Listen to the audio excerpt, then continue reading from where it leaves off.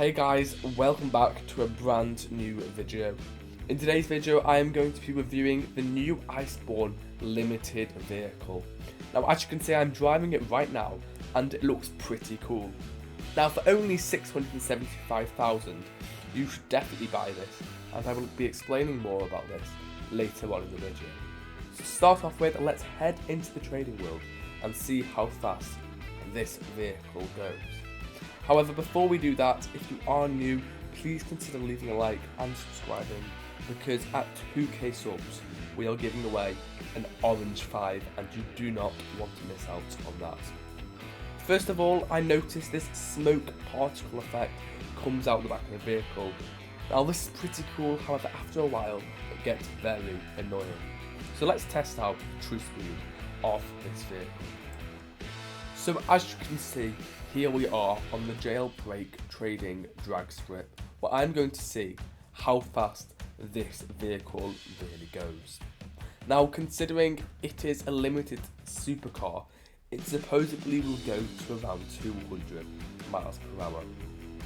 As you can see, you do get this weird ice drift smoke texture which gets very annoying when driving. So I hope Badino add a feature to disable this for some cars. Now as you can see we're hitting around 270 up to 300 miles per hour, which is pretty good. Now considering this vehicle is only 675,000, to be able to hit 300 miles per hour is pretty cool, and that's faster than some other limited vehicles in the game, such as the Proto or even the Bagnet. Now that is pretty cool that for only 675,000 you have the opportunity to buy a vehicle that is faster than the Bagnet. Currently the Bagnet is around 22.5 mil, which is pretty cool. Now I expect this vehicle to be somewhere like the Aperture and have a constant rising value over time. So again, I definitely think it's worth getting this vehicle. Now testing this vehicle with rocket fuel gives an accurate reading of the maximum speed it can reach. So let's see how fast it actually goes. And here we go, it's sped past the speed of the Bagnet and is hitting 360 miles an hour, which is pretty cool. And at this point it did start to descend. So I would say the max speed is around 360 miles per hour, which is pretty cool. So let's head back into the main world and test it out on the power plant. So here we are in the power plant, where we can see a realistic statistic of how good this vehicle is for grinding. So hopefully by the end of this power plant run we will be able to work out roughly how much this vehicle will make you. This is with a level 5 engine, so with different level engines it will be lower amount of cash.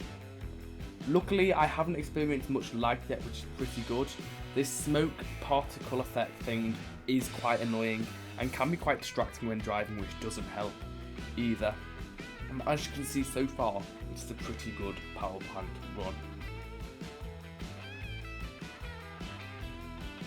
So here we go, we're getting to around 6k here, which is pretty good to get to the volcano with around 6k.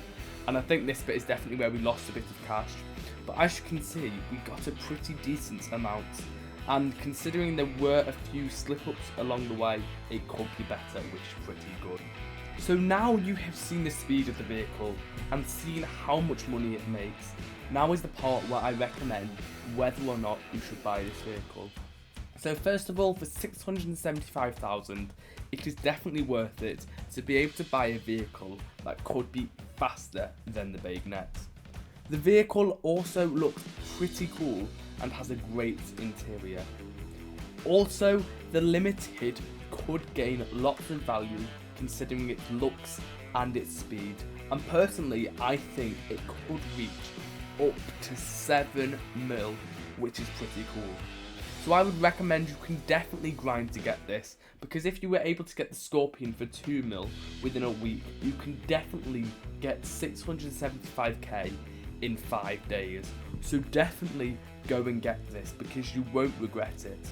One thing I would advise is don't go and try and trade it instantly, because there will be lots of people with it, meaning it will have lower demand. However, in a couple of months or so, the demand will probably rise as more people have traded theirs away.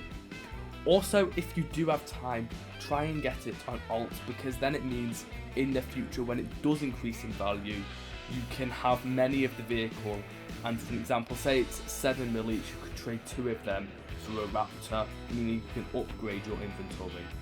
However, I would definitely try and grind for this vehicle if you could get it. Now, if you don't get the vehicle, I will be giving one away at some point in the future, so stay tuned for that.